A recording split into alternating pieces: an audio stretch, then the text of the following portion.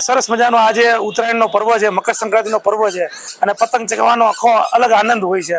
ખાસ કરીને પરિવાર સાથે આજનો આ દિવસ પતંગ ચગાવવાનો સરસ મજાનો આનંદ માણવાનો દિવસ છે। હું પણ મારા પરિવાર સાથે આજે ઉત્તરાયણ મનાવી રહ્યો છું। આ વખતે રાજકોટના લોકો કોર્પોરેશનના ઇલેક્શનની રાહ જોઈ રહ્યા છે અને રાજકોટના લોકો પરિવર્તન ઈચ્છી રહ્યા છે। રાજકોટના લોકો આમ આદમી પાર્ટીને ચાહી રહ્યા છે।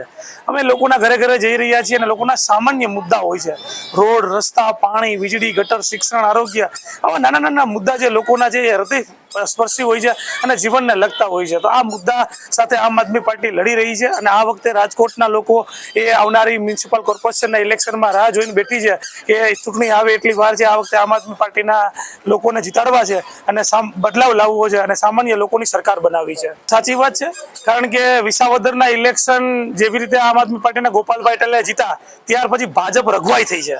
એટલે ખબર જ નથી પડતી શું કરવું શું ન કરવું। વારંવાર મંત્રીઓ બદલાવી રહ્યા છે, સંગઠનના માળખામાં ફેરફાર થઈ રહ્યો છે અને રાજકોટના નેતાઓને તો ડૂબી મરવા જેવી પરિસ્થિતિ છે।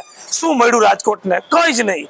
સંગઠનમાં સ્થાન નહીં, મંત્રી પદ નહીં, કોઈ જાતની ભાજપના રાજકોટના કહી શકાય ને નેતાઓ બરોબર પાસે કોઈ વસ્તુ નથી અને આજે એની ખામીઓ કે કહી શકાય ને કે જે નેતાઓની અંદરો અંદર છે એ પણ ખૂબ મોટી ખામીઓ દેખાઈ રહી છે, જેથી લોકોના કામ નથી થતા। આજે માની લો એ લોકો સક્રિય જે ભૂમિકામાં હોવા જોઈએ, સામાન્યમાં સામાન્ય કોર્પોરેટર છે એની ભૂમિકા લોકોની વચ્ચે જઈને કામ કરવાની હોવી જોઈએ, આજે એમને જ કોઈ ગણતું નથી। આજે કોર્પોરેટર તો ઠીક છે, અમારા ગોપાલભાઈ કહે છે કે આ બધા મંત્રીઓ છે ત્યાં પટ્ટાવાળાની જેવી ભૂમિકામાં છે, એટલે કોઈ ગણતું નથી। વારંવાર સંગઠન બદલાવી રહ્યા છે, મંત્રીઓ બદલાવી રહ્યા છે અને લોકો પણ આ વખતે સરકાર બદલાવાના મૂડમાં છે। લોકો પણ આ વખતે એવું ઈચ્છી રહ્યા છે રાજકોટ મ્યુનિસિપલ કોર્પોરેશનમાં એ લોકો જે વારે ઘણી આવી રીતે બદલીનો ગેમ રમી રહ્યા છે, રમત રમી રહ્યા છે, એવી રીતે આ વખતે લોકો પણ નક્કી કરી લીધું છે કે એક વખત આ બધું જ બદલાવીને આમ આદમી પાર્ટીને તક આપવી છે। ખૂબ સારો પ્રેમ મળી રહ્યો છે। લોકો અમે જયારે પેમ્પલેટ દેવા જઈએ છીએ ત્યારે ઘરની બહાર નીકળીને પેમ્પલેટ લેવા માટે આવે છે અને કહે છે